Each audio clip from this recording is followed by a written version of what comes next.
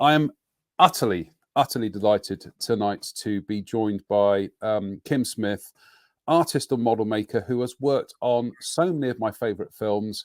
I'm not even going to tell her because I'll just come across as a gushing fanboy. But she has worked on literally one of my favourite films. But Kim, how did you start out in art? Well, both my parents were and are artists. My father has passed away. My mother is still alive, and at 99, she's still painting. Uh, she's half blind, but she's still painting. So actually, the majority of my training came growing up. My dad used to take me with him to life drawing classes when I was like 6 and 7.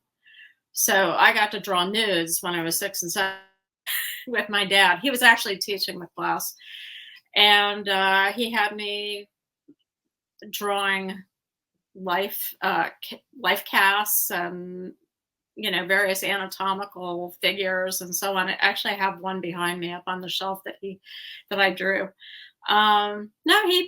Both parents were really, really encouraging to me to draw and paint and sculpt. I was going to say your father was quite a notable artist, and in fact, we've got some of his illustrations here. Tell us about his career as an artist and illustrator. Well, he was sort of a child prodigy. He became professional at age 13. Oh. He grew up in Toledo, Ohio, and he and another friend were the sole students of a man named Theodore Keene, who had been dean of the Chicago Art Institute. And so he had private lessons with him, and he was so good that the local newspaper, the Toledo Blade, sent Dad to California with his mother to cover a famous trial that took place here in San Francisco. I honestly don't know what the trial was. We used to have clippings from that paper, and we have not been able to find them in recent years. So anyway, courtroom drawings were published in the Toledo Blade, and that's how I became a professional. I should have here the painting that he did of himself at 13, and you won't even believe it. He did a self-portrait, and it looks like a 30-year-old, experienced artist did it. I mean, again, we could easily fill up an entire show going through your father's portfolio because some of the paintings he's done are just absolutely stunning. But it's also just he was just so adept at switching across mediums, because we've got like a proper kind of like a proper painting here, but as you say, some of his sketches as well. This one of kind of like a barracks room scene. It's just phenomenal because it's just so full of life. But he's obviously had to draw that very, very quickly. Yes, he was very fast. This was done in Kunming, China. He was in China during the war with OSS, and so he would he had official duties to perform there, but any moment he'd have a sketchbook out and drawing the people, the Chinese people, the daily life there. He had a great time. And Kunming was not an area where there was any fighting being done. It was the center for Allied. It was the Allied center in China. And I'll say, because linking onto that, there's this study of a man called Arthur Hummel, who had quite a remarkable story. And I think tell us the story of Arthur Hummel. Well, he at the end of the war, after the Japanese surrendered, Dad was sent from Kunming, which is more western China, to eastern China to record the freeing of an internment camp. He was not among the first OSS people to show up there. They were all very officially fighters, basically. And they arrived first, and then Dad was sent, to the best that I can figure out, a couple weeks later, and he drew people there. And Arthur Hummel had escaped from this internment camp, which had been, I think, a Presbyterian mission. And he worked in the area around the internment camp to try to help win the war. He worked with local people, guerrillas, and so on. And when the camp was free, when the Japanese surrendered, he came back to the camp, and Dad became friends with him. He later became ambassador to China under, I believe, Reagan, and became really good friends of the family. It is a remarkable story, and I would say to people out there, if you Google Arthur, I've forgotten his name now, Kim. Arthur, yeah, that's it. It's just utterly remarkable, and just this drawing that your father did is, it's I don't know how to describe it. It's just it's such a sensitive drawing. And I think it says so much about the character of the man. It's one of my favorite drawings that he ever did. I just love this. I think of all the drawings that he did in China, which are quite a lot. I have a whole huge collection of them. They've been on exhibition. This is my favorite. Oh, there are two favorites. This one and a little boy. There's one little boy that's adorable. It's quite understandable that you would follow his footsteps in an artistic pursuit. What was your training, going through school and then beyond school? Well, as I said, I got a lot of training at home first, and then when I went to Syracuse University, I had a choice of going to Rhode Island School of Design, Pratt Institute, or Syracuse, and I chose Syracuse because it wasn't just an art school. They had a very good art school, but I wanted to be around people that were doing all kinds of things, physicists and so on. And I got, my major was called experimental studios. And that meant that we had a very rigorous curriculum, more so than some of the other art majors. We tried out everything: ceramics, metalworking, printmaking, painting, drawing. We had a bunch of academics, sculpture, of course, quite a lot of variety in our curriculum. So that was what I did at Syracuse. I was very happy for that. Immediately after, I sort of put myself through school partly by working in the university bookstore. And I had a big book background too, quite some knowledge about books. So I was hired into the bookstore, and then I pretty quickly became buyer for the trade book department at the Syracuse University bookstore, and I worked my last few credits of school doing that. Eventually, after school, I went to work at Sotheby's.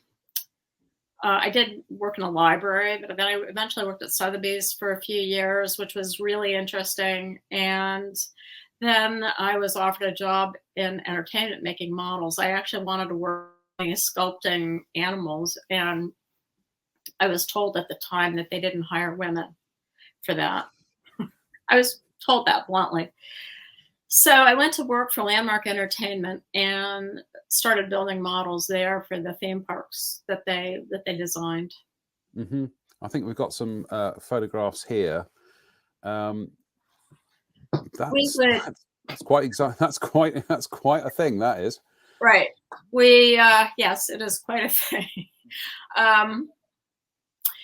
Yes, we would make art directors' models fully detailed and fully working. Like, this would light, the drops in the theaters would go up and down, the animatronics would move, everything. We did everything in miniature, so that the client knew what they were getting. And in many cases, the actual props and environments were built using the models as reference. in this particular photograph, we put a lipstick camera inside a model that I seem to remember it was something like 5 feet long. Maybe it was a little longer than that. It's quite a while ago now. But you can see that using the right lens, you get, you feel like you're standing in the actual place. Oh yeah, the parallax and the perspective is Yes. absolutely spot on. Right. And we've got another, that's a view from the ground floor of this particular one. Yeah, this was split in half. So if you open it up this way, so it was half and half, you can now see that it's a model. Mm-hmm. And we got a picture of you here working, well, conducting, you said. Yes. So what aspect of it were you working on here? Well, at Landmark, I did a lot of building and building in a small sense, of course, not as much building. I mean, at ILM, we wound up doing a lot of big building, but at Landmark, I did small buildings. So that was kind of, that was more what I did. And then later on, towards the end of working at Landmark, I did a lot of painting as well. Mm-hmm. So, yeah. So you think? I mean, you before with the show, you were talking about your. I mean, you are truly a multidiscipline artist. You not only can you sculpt, you can paint, you can draw, you do printmaking. There seems to be no end to your talents. There's no start to mine, but there's no end to your talents. No, it's actually talent, but at least I do it. You know. Yeah. I mean, I have a hard time. I mean, I enjoy about everything. I enjoy working figuratively. I enjoy working abstractly.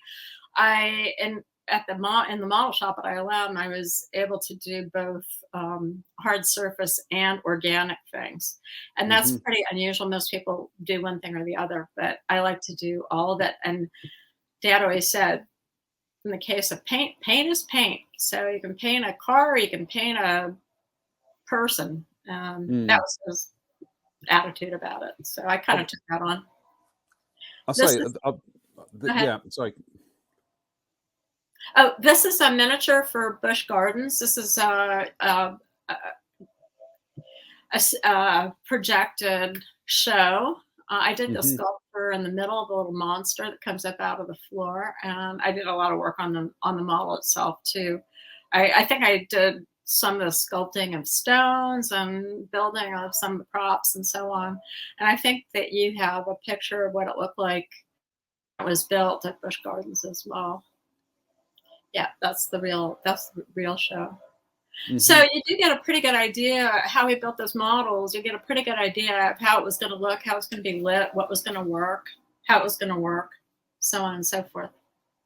And you say that's one of the things you sculpted? Yeah, that's the little monster that comes up out of the floor.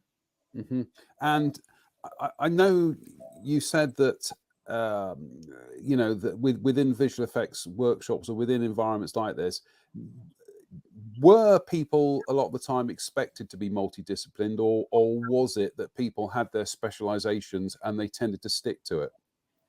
I think that overall it was good if people had multidisciplines, because if you were artistic, a lot of times you found out that you could do more than what you knew you could do. So kind of going into other areas was a good thing. Some people were more successful at it than others. At ILM, where we worked project to project, it was the more you could do, the better, because that meant that you would get picked up, you know, more of the time because there was more variety of things to do. So you went. So not only did you work on the miniature proof of concept for Busch Gardens, but then you actually went and worked on the actual. I did. The actual thing. Yeah. Honestly, as I remember the installation that we did, I did. They had this. They wanted these magical runes on the walls, the drawings. So I made those up and drew them.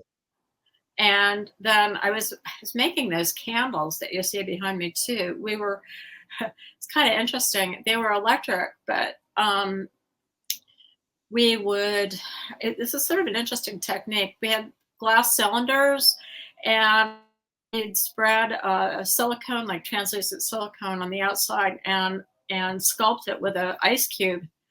And it would look like these very old, funky candles.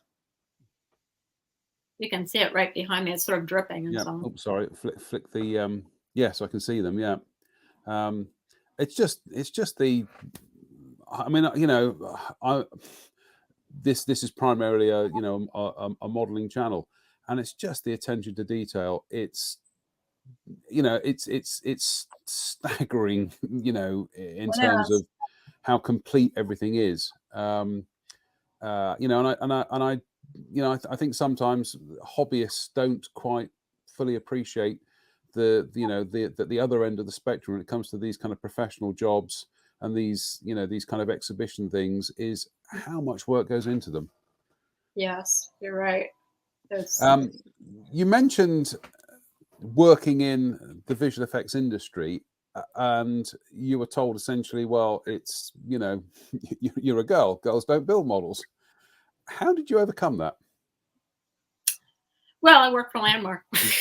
It was Right. Disney in particular that told me that I would not be welcome in the sculpting department. I just talked to the personnel department, I think, to start with on the phone. And they said, oh, well, we just don't hire women in the sculpting department. Later, I did apply there. Oh, I know. I did apply to Imagineering, and they loved my drawing portfolio. And I think they were ready to hire me, but suddenly my ex-husband and I were called to move to Northern California, so I didn't even follow up on that. It was particularly sculpting, I think, that Disney didn't want women doing for some reason at the time. I'm sure women do it now, but at the time that was the case. But they liked my drawing skills, and I think they were thinking about putting me in the art department at Disney, at Imagineering. That seems, I mean, we're only talking, you know, what, kind of like mid 1980s. So we're talking about 35 years ago. Yeah. It almost feels like that's a kind of like an echo from, you know, the 1940s, and here we were in the 1980s, and they were still being so closed off to, essentially being closed off to talent. Talent isn't gender specific. Talent is talent. Yeah, I mean, I never got a chance to show them even what kind of sculpting I did or anything like that. I don't know why it was still like that. It was probably, it's probably suable that they even said that to me on the phone, even at the time. I did experience sexism virtually everywhere I worked, but, and some of that I had to deal with in the whatever way I could. I think sometimes the best way of dealing with that is by the work that you do. You know, it's kind of like, you know, here are results, critique me on that. And we've got some photographs here. This is from Captain Power, isn't it? That's right. This was a job that I led at Landmark, and it was very cool. It was a very cool model. Since I had so much experience in printmaking and in etching in particular, I felt really, really confident about, you know, working on this. Of course, I did not for the etchings for any of that. We had guys who were really good at doing that. But there's another picture, what it looked like. Yeah, that one. Very right. Blade Runner, that. Right. Yes. And it was, you know, soon after Blade Runner. So we were all intrigued with Blade Runner. And little did I know that I would eventually work with a bunch of people that, you know, they'd be some of my best friends that worked on Blade Runner. Yeah, this is Captain Power and the Soldiers of Tomorrow, which was a television series from I think it was 1987, 1988.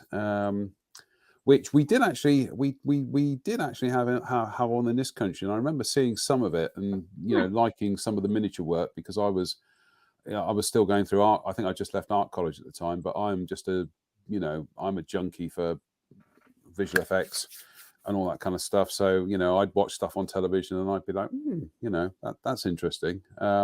But we can't ignore the elephant in the room now, because you went on to work on several of my favorite films, but you went to work on a film I saw at the cinema in the autumn of 1990, which was The Hunt for Red October. Oh, I love that film. That was the movie that probably made me most permanently hireable in the model shop. That was my fourth film, I think, at ILM. I had applied originally. I was working in my studio for about a year, and with every intention of applying to ILM, because that was the job in town. And then I heard they were going to be working on a Kurosawa film, and I thought, I'm going to apply now, because I would really like to work on a Kurosawa film. And I'd already actually worked at Toho Film Studios for Landmark. I already had gone and worked on a project there for them. But they weren't going to be actually working on the Kurosawa film right away, so I was hired to work on a film for Disney World called Body Wars. And then my second film, I think, was Last Crusade. And then the third one was Ghostbusters 2. And then Hunt for Red October. And they were still, at the beginning of Hunt for Red October, I think a lot of people were busy. I don't remember what all was going on there, but I wasn't totally tried in all things yet. And so Izo asked me, he said, "Can you paint?" And I said, "Yeah, I can paint." And he said, "Well, we have these submarines that we inherited from Boss Films, and we have to resurface them so that they look appropriate for the way in which we're going to be shooting them, which is dry for wet." And so I was given the job of resurfacing these models, which were already looking quite beautiful. The way we were shooting, they just tended to look a little bit too much like toys. They didn't have the scale that we needed to really show up in the foggy environment that we were going to be shooting. So I was asked to really enhance the texture on it. So I had to develop these ways of doing that. If you see the models in real life, they might look a little pocky or like very textured, but they really showed up as in scale in the fog of our stage. So everything is a little bit over the top. And I experimented with some variation in the panelizing using Durham's water-soluble putty and sort of dabbing it on with brush. And I would mask out some of the panels so we didn't get this very regular look all over. And then it would get painted. And I think the original paint on most of the subs that came up from Boss were probably automotive lacquer.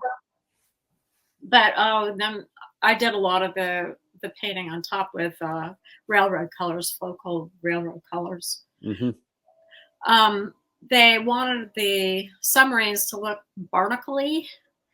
And so I experimented, and I picked up, I decided to try out using a material that my dad used for color, and that was the Winsor & Newton masking fluid, which was a kind of probably latex-based, latex and ammonia, I think.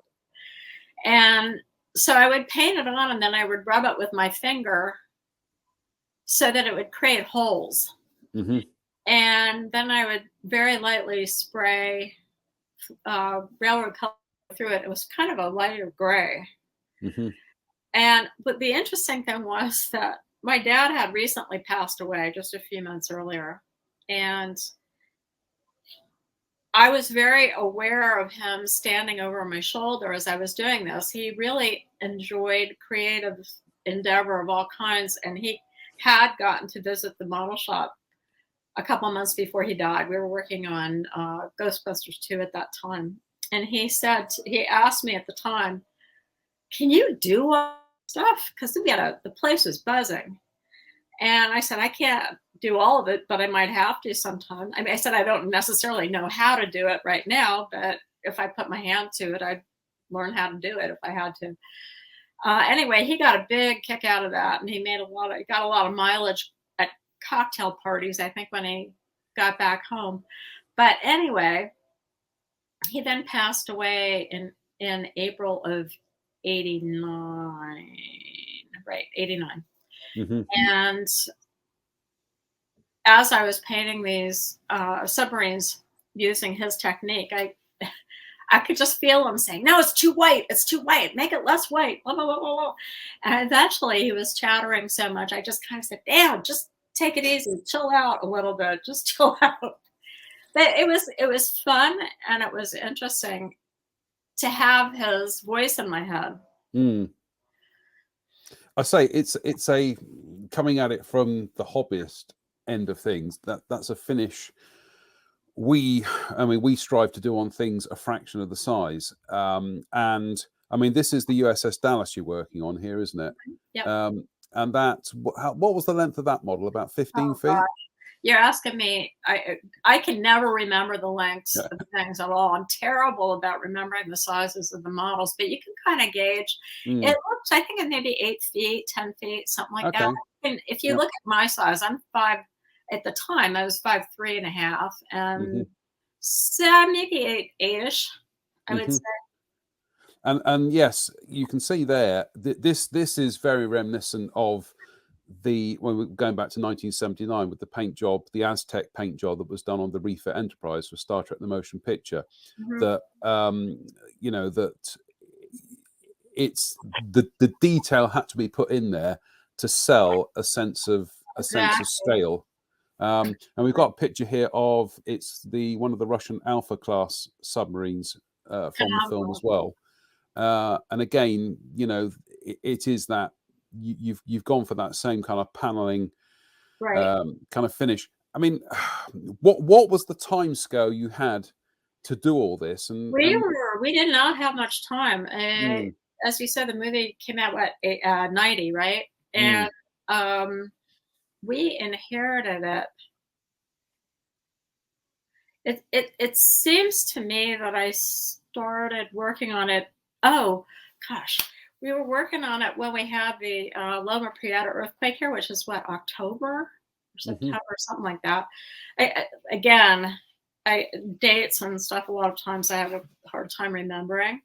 But in fact, while I was working on the Dallas and the Canaveral, in that very same room, the day of Loma Prieta earthquake was really quite a day. Pretty amazing. The rolling doors were rolling up and down, and I could go into the whole earthquake thing, but you don't need to.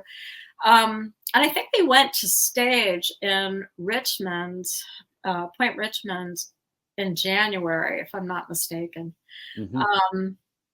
So, yeah, it was a pretty quick turnaround. We had to actually build another Red October also. And I can't remember the length. John always remembers the length. But we had to build yet another size for how we were going to be shooting. And you worked on all 3 submarines, and there indeed is the star of the show. Yeah. One of the stars. Yep. The Red October.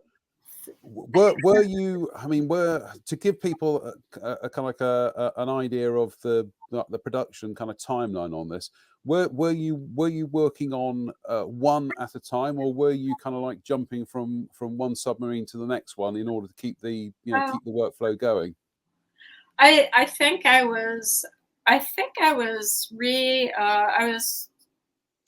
I don't remember exactly, but I was working on all of them at one time as it was available. The ones that came up from LA, I was able to work on right away. Of course, there was the one we built which was smaller than this one, and I really wish I could remember what size it was. I'm going to start including that in the names on the photographs when I send them. But a lot of things, the ones that the one that we built, I think is one that we actually primarily used for shooting, if I'm not mistaken. And a lot of things were done on stage for as needed, and that happens all the time. We get things at 80%, and then we do it. Then I do work on it every day for whatever the next shot is, get that particular section ready. So the Red October just kind of went on getting improved pretty much the whole time that we were shooting.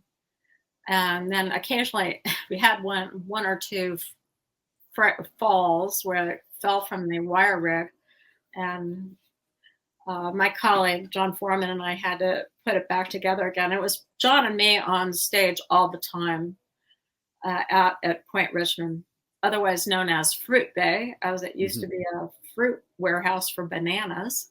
But this is repairing it after a fall. So I was the constant on. John and I were on the constant. Were the constants on Red October from the time I got on it. I never stopped working on it, but other people kind of came and went for one reason or another. But what were they built of? I mean, I'm imagining that's some kind of fiberglass construction. Let's see, the one we built, I think it was made out of foam, and I think fiberglass over it, and then hogged out the foam.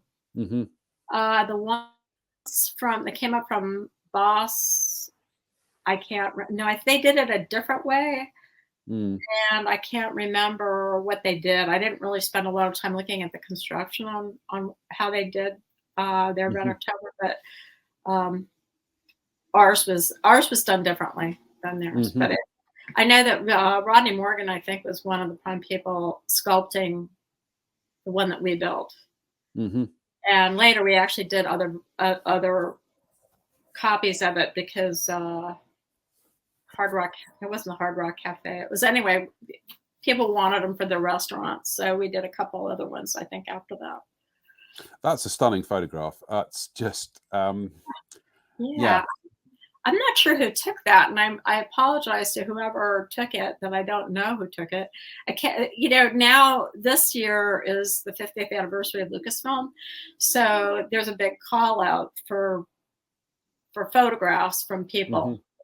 Previously, we weren't really supposed to be taking photographs. It was supposed to be illegal, but now they want all our photographs, and these have shown up more recently, at least in my sphere, and I apologize to whoever it is that took this. I can't say their name.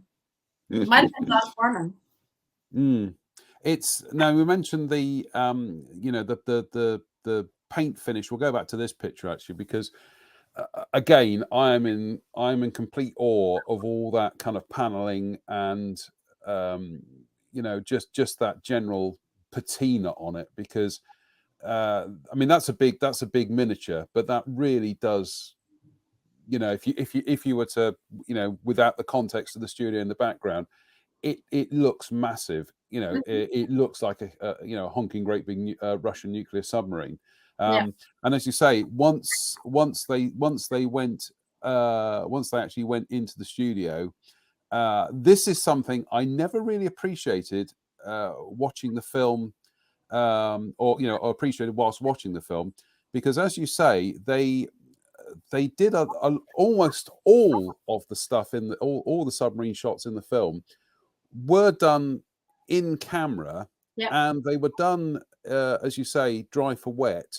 The models were on wires. At the time, I just assumed everything was motion controlled, and everything was shot on blue screen and composited, as is the normal way with especially with how ILM worked at the time.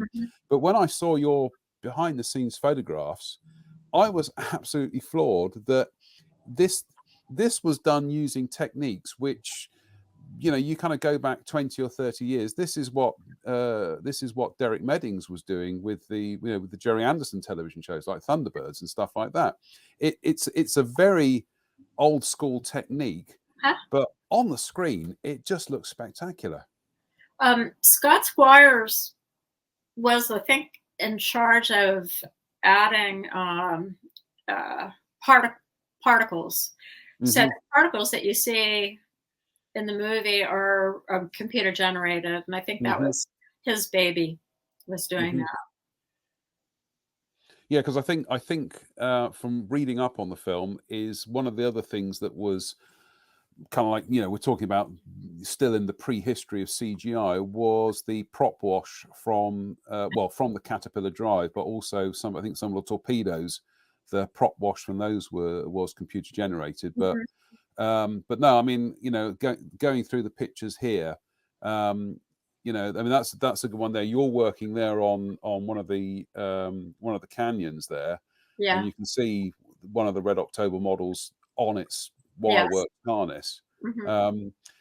As I say, I was I was absolutely staggered, and even watching the film since then, it still amazes me that so much of what I'm seeing on the screen was all done in camera. Um, and again, you know, we're talking about the paintwork.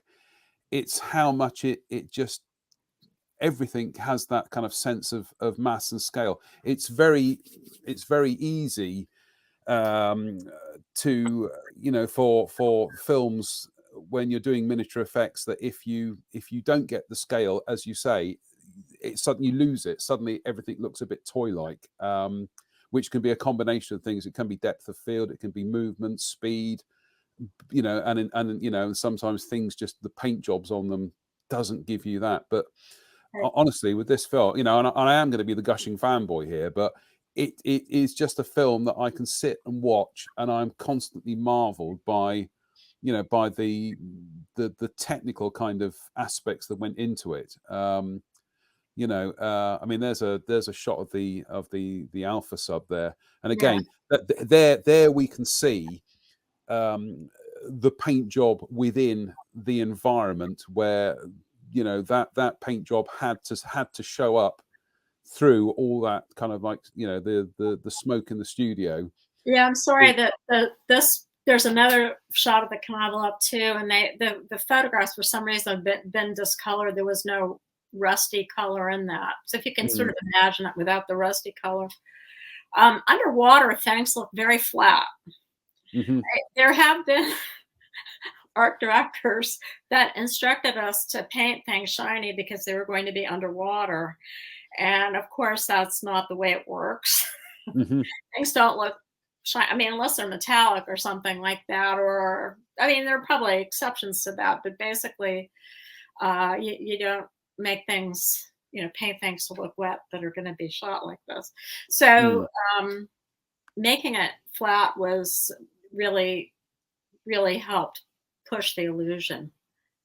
And also, were you, as well as experimenting with colors and shades, were you also varying the, you know, the actual kind of like sheen on the model, so that you were getting flat panels, but then you were getting the occasional panels that had that little bit of shine to them?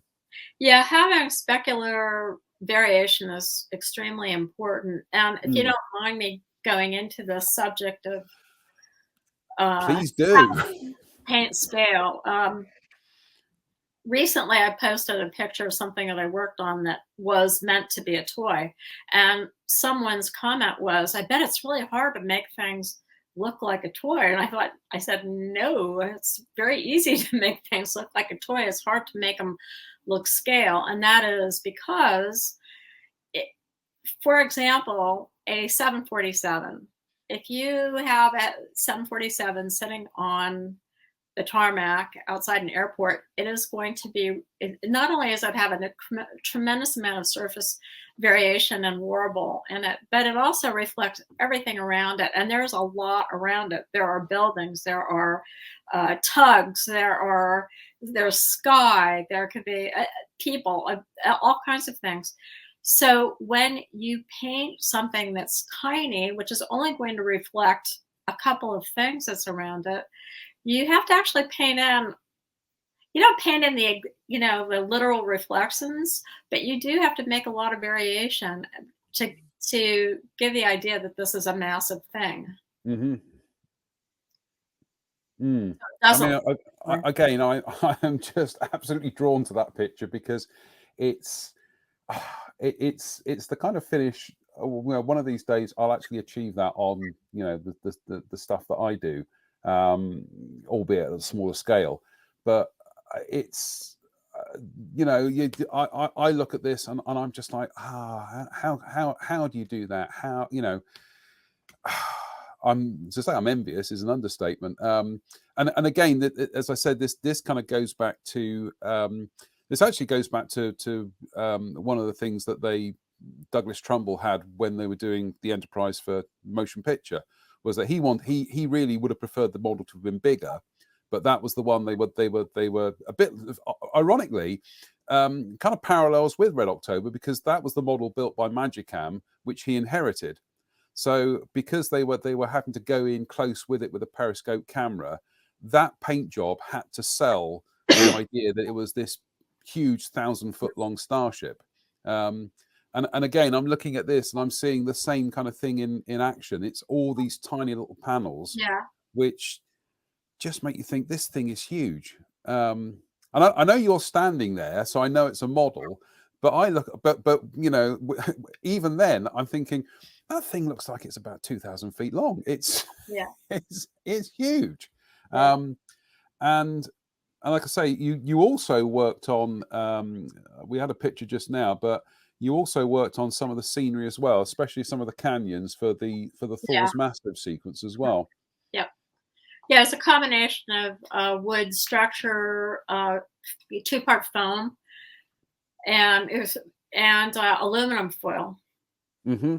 It's like I think they used the black aluminum foil that they used on stage usually, but I can't quite I think it was, or it may have been silver foil that we painted black. But of course we had to repaint it anyway, because you put foam on for that kind of bubbly look that it has, and that all had to be painted anyway. So here we are. Yeah, we had a little crew come from the model shop. They built the basic structure and then completed the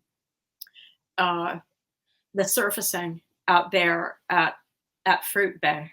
Mm-hmm. You can see the setup in the background for meals and so on. Yes, I can see it, and hopefully that gentleman got his car fixed as well. Yes. Right. But we've got another picture here. This is this again. This is from the for anybody who doesn't know the film. This is a sequence where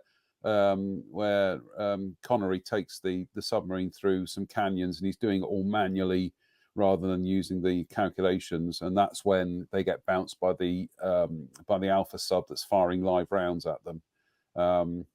And yeah, I mean, here we have another one of the canyon walls. I mean, how tall were these, Kim? I think we can see in one of that image there. I mean, I think a lot of them are like 20 feet. I would venture to say. Mm-hmm. Yeah. So how long were you on set for filming? It was about 2 months. Sorry? It was about 2 months, I think. 2 months. And eventually we wound up having to have 2 stages going in Fruit Bay. The reason why we shot there was because the hangar the warehouse was so big that we could get the depth of field that we wanted. Mm-hmm. We could get the distance and so on. And then eventually we divided the space in half so that there could be 2 crews going on it. Pat Sweeney was the first DP on it. And then I think Marty Rosenberg, I think he took over the second. And we may have even had it going 24 hours a day at some point. I wasn't always out there, of course, then, if that was the case. I always had full day. We may have even been going a day at some point, in which case, yeah, anyway, that's what I remember. And another thing was that you were saying that the reason why it was shot wet for dry rather than going through kind of motion control and blue screen, all that thing, was just expediency. It was a time factor.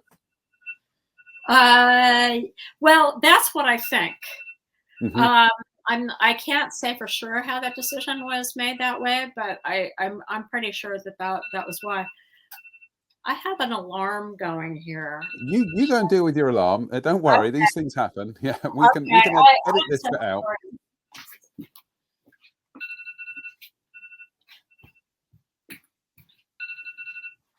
How annoying is that? Okay.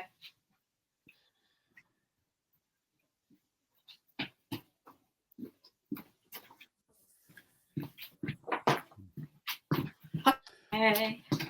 Don't worry, Kim. We can edit that bit out. Okay, good. It'd be too annoying having it going on in the background the whole rest of the time. And we've got this is a crew picture of the ILM crew, and with one of the Red October models in there. And again, gives you to use a pun, it gives you a sense of scale as to how big these things were, in order to, as you say, to get the depth of field. Because I think people don't quite appreciate, in order to get the depth of field, you've got to get lots of light.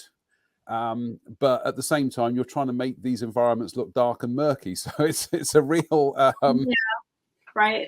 Lighting has to be just right. I mean, it usually, well, we used to have like a day for setup lighting and so on. And sometimes it took 2 days before we could, really start shooting for real. That's what I remember. And that was pretty common on a lot of shows.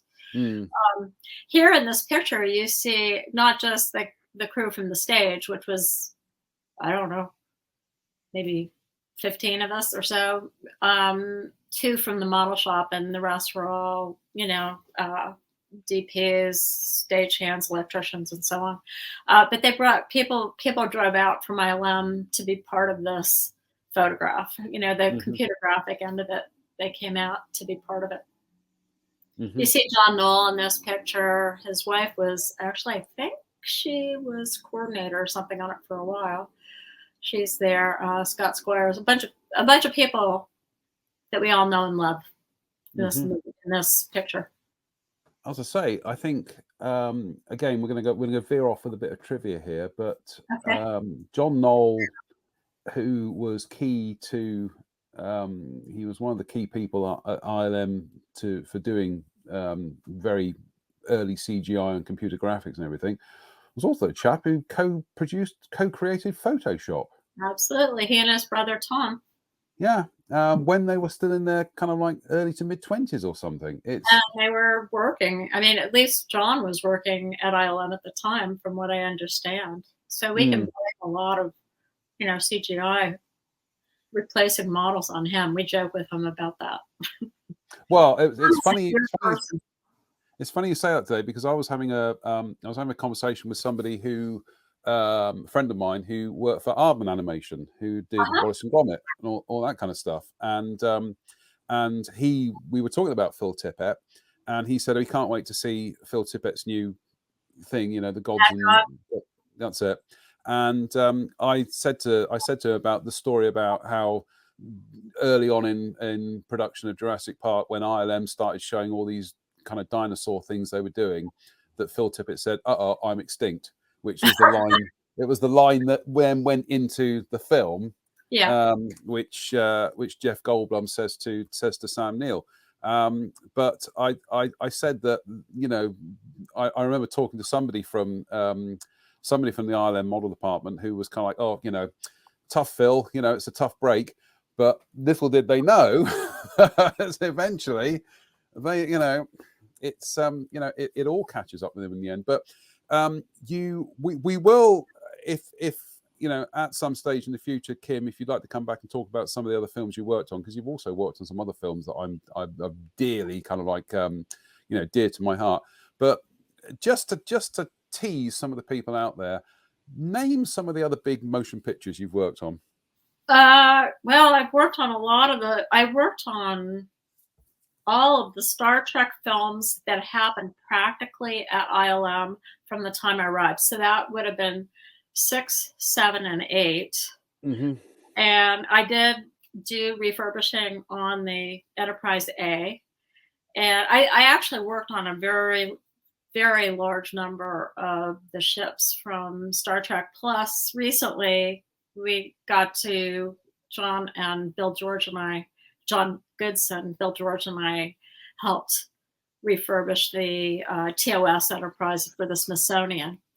But also worked on Pirates 1, 2, and 3. I worked on Indiana Jones and the Last Crusade, Die Hard 2.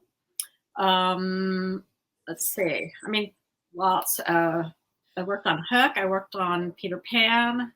Peter Pan was a movie that I stepped off the stage into CG for. Let's see. Galaxy Quest, Planet of the Apes. I'm trying to think. I mean, I'm trying to go through my own resume, and I'm Starship Troopers, Space Cowboys. Let's see. Honestly, I'm just sat here and my head is swimming because it's just like, yeah, it's a lot of films. That's a lot of films that I've watched and a lot of films I've watched and hadn't realised, that's your. I mean, we will talk. Just talk very briefly because we'll try. Like I say, I would like to come back and do another thing with you where we can talk about Star Trek and whatever. Yeah. Is that there was one particular shot in Star Trek First Contact when they're doing the spacewalk, and you had to go in there and rejig part of the E model because they needed to get the camera in close. Really close.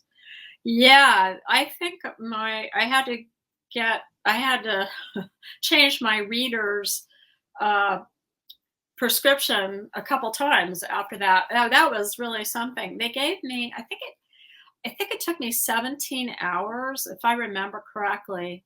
And it was a very tiny amount of space that had to look really good on the big screen. And I literally had my readers on. I had goggles on too to magnify it because every last thing, I mean, any speck of paint looked like a boulder.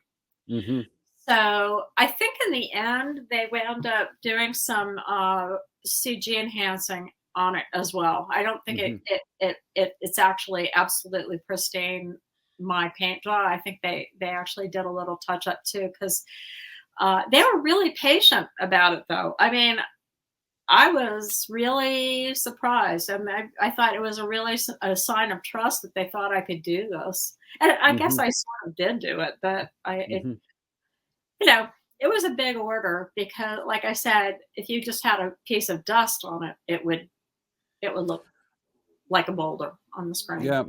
No, I think that's part of the shot that you worked on, wasn't it? Yeah.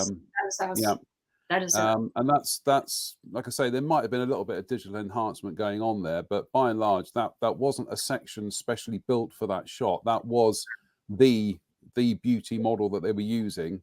And you had to go in there and Yeah, I'm trying to remember if I have all the details about that, but I'll get back to you if there's anything I missed. And like I say, you also worked on the Star Wars prequels. I did. And again, I think there tends to be, and I'm as bad as this as anybody else.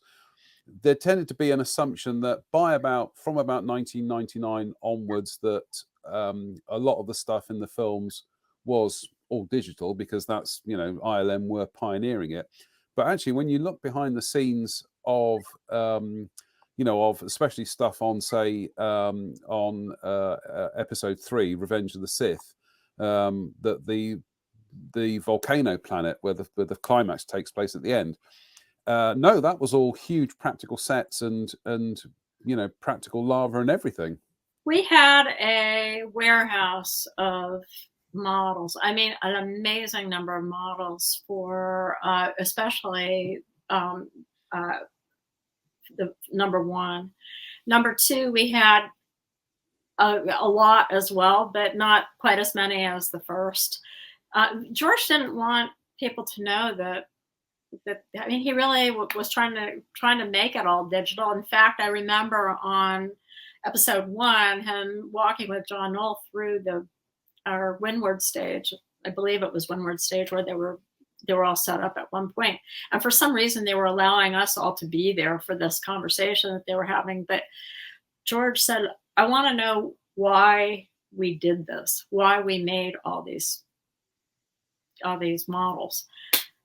And I actually honestly don't remember what John Knoll's answer was precisely, but it was in defense of doing actual models. John Knoll is a model maker himself. And he loves models. And now he's actually doing some practical things for Mandalorian. He's building the control track and the mission control camera. He didn't really build the camera, but he built the track. He's designed and built the track for the practical model shots. My partner, John Goodson, is making, so far has made 2 of he's working on the 3rd, practical models for Mandalorian. Then the 3rd one is not for Mandalorian per se, it's for something in the future. But John Knoll is working out of his garage making the motion control tracks, and a 3rd person is doing machining in his garage. So they have sort of called it 3 garage productions.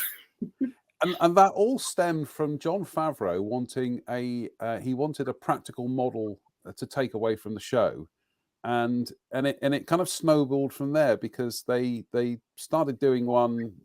They kind of 3D printed bits from one in order to do that, and it just, you know, there's a video out there that was part of Star Wars Celebration where they just went, oh, you know, we think we can do a shot as practical. And like I say, and then John went into his garage and he was machining a motion control rig, and it's gone from there. That they've ended up they've ended up having, some of the shots were done with this model, that Phil Tippett even ended up doing some stop motion for some scenes. Mm-hmm. They've got an Imperial Star Destroyer for the 2nd season is a model as well. And, to me, I'm old fashioned. It's, if you're going to do Star Wars, you're going to use models.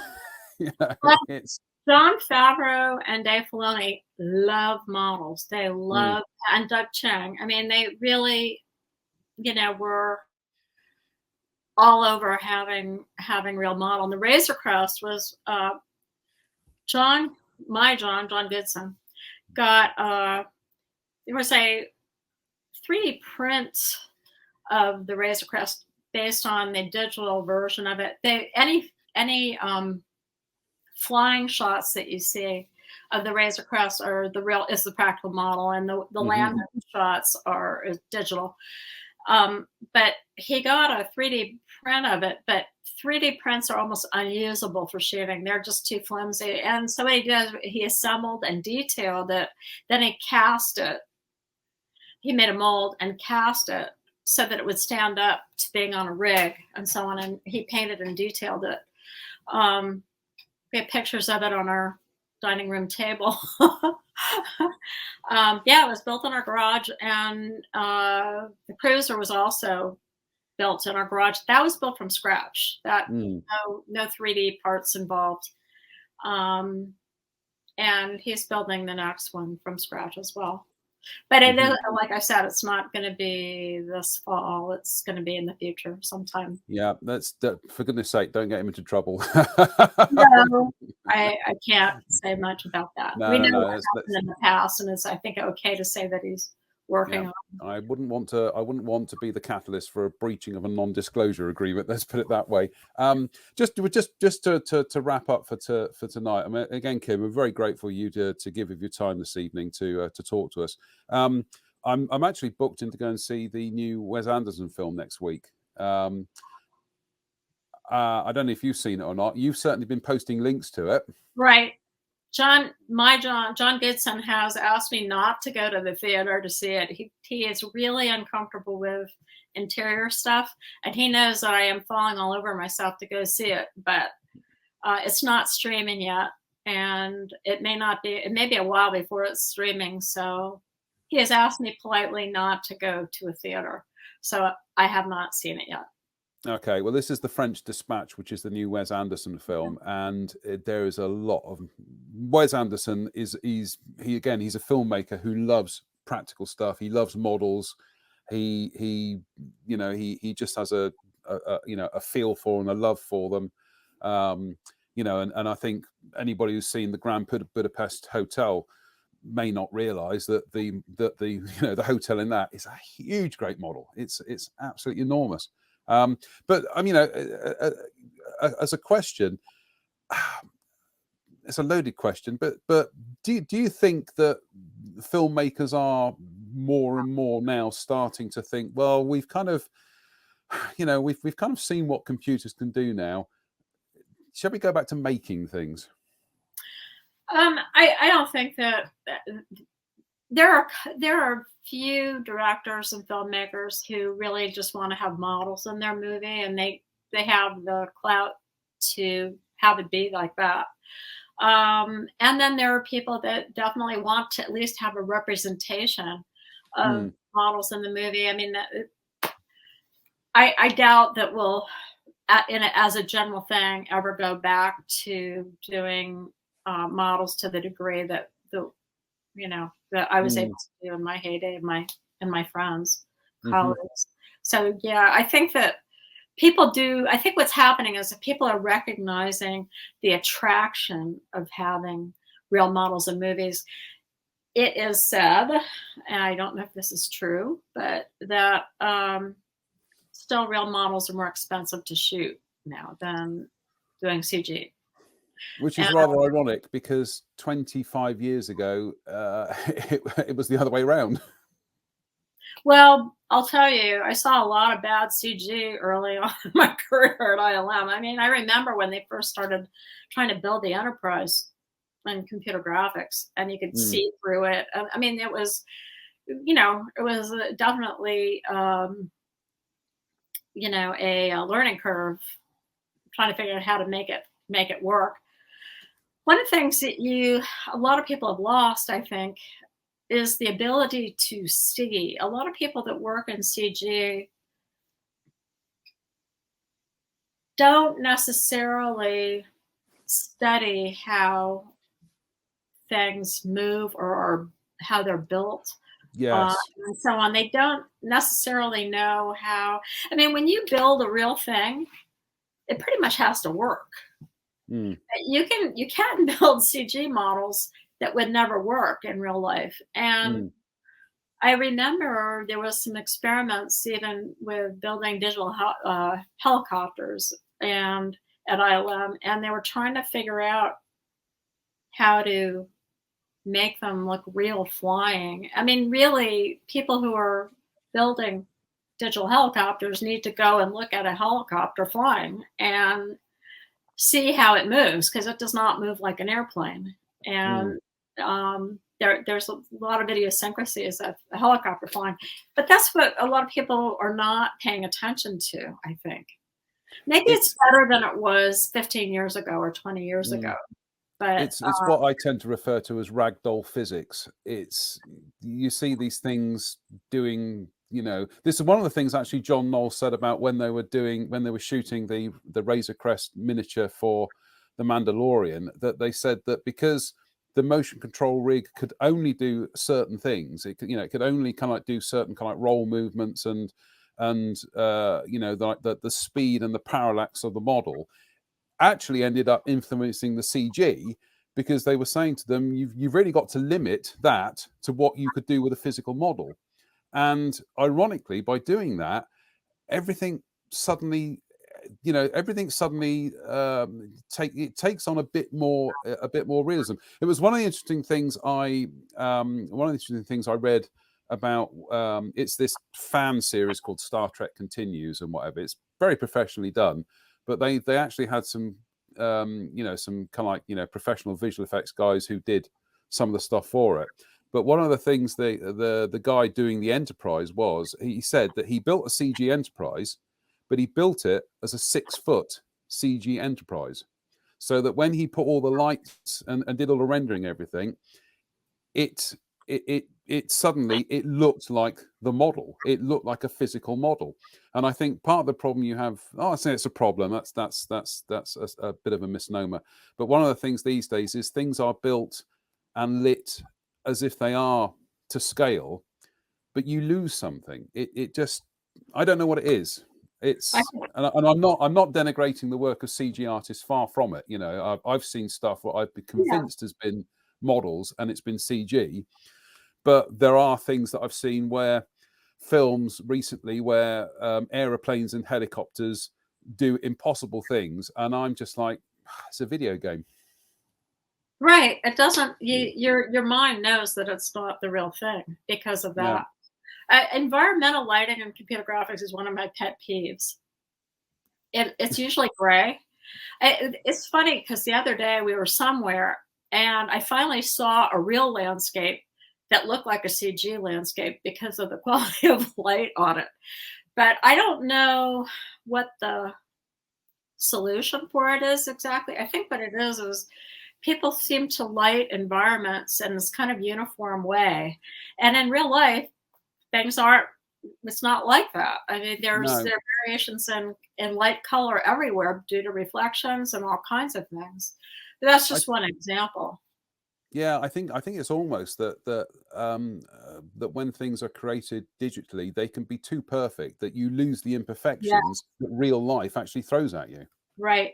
There's that quality of lost and found, which is really important. Like if you're painting a portrait of someone, it's really important to include that. It adds so much life to it. There are outlines that will be indistinguishable from the background, for example, from time to time, just here and there, or highlights or whatever. But there's this dance that your eye can do that when you're looking at something that's well painted, that CG just calls out everything. I mean, everything is exact. They should have like a lost and found filter or something to put on it. Then maybe they do now. I don't know. I haven't really been doing environments, but to speak of, I haven't been lighting environments. Let's put it that way.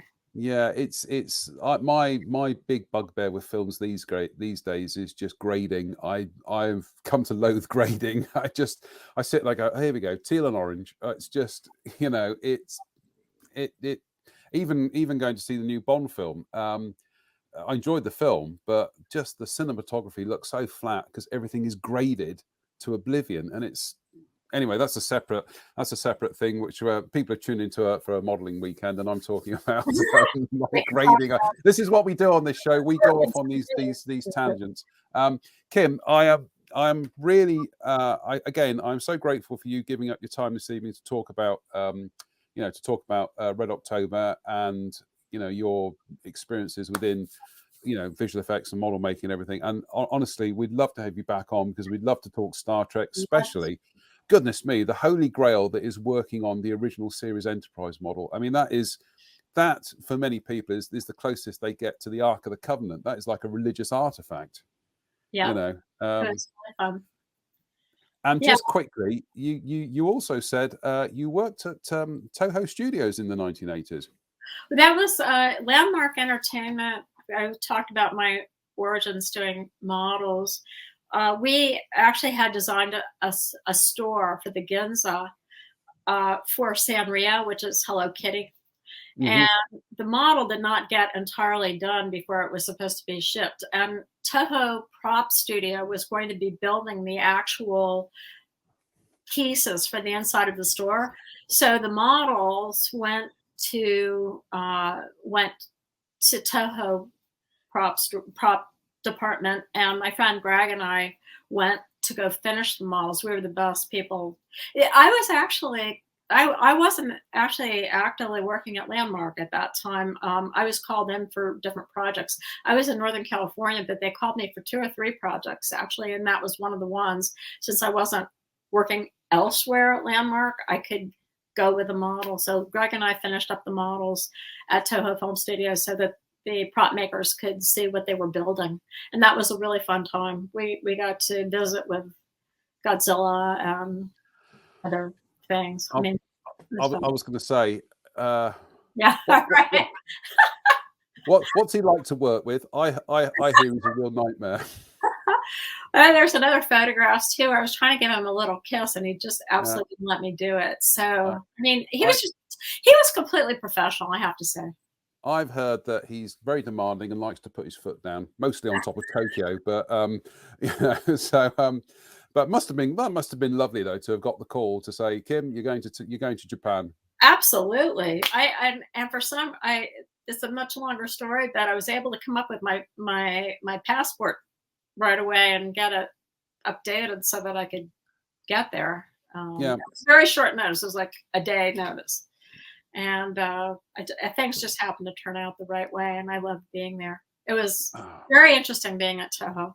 Yeah, I can imagine. In fact, my friend Norman England, who's a film journalist in Japan, it's always very confusing. His surname's England. He's American. He lives in Japan. You know, it's like, but he's actually got a book coming out very, very soon called Behind the Kaiju Curtain, which is his experiences of working covering the Millennium Godzilla films and the Gamera films as well. Looking forward to it because it's all kind of like the practical miniature work and the filming and everything. I'm an absolute sucker for that, and I could go on with that for ages and not going to. But honestly, Kim, I am really grateful for you tonight for giving up of your time. As I say, if you would like to come back perhaps in the new year and we can talk Star Trek, I'd love to. It's personally, it's been an honor, and I'm not saying this in a kind of like a fanboyish way. Obviously I am, because it's an honor to speak to somebody who has worked on films that I'm just like, that's one of my favorite films. It's like, and you worked on them. It's just like, I shall dine out on this one for ages. So Kim, well, I am thrilled to talk. I love talking about it. Yeah.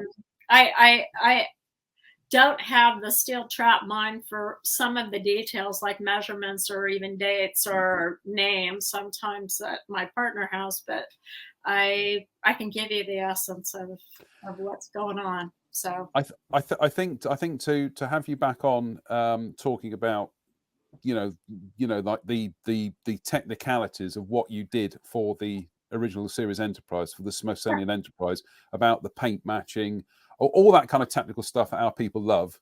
That would be terrific. That would be really, really fantastic. Kim, it has been an honor and a privilege to talk to you tonight. I'm very grateful for coming on to talking to us, and we will certainly look forward to speaking to you again. Thank you, Jonathan. It's been an honor for me too. Thank you very much. And yep, we will speak to you again very, very soon. So from this segment of the show, thank you, and we'll see you soon.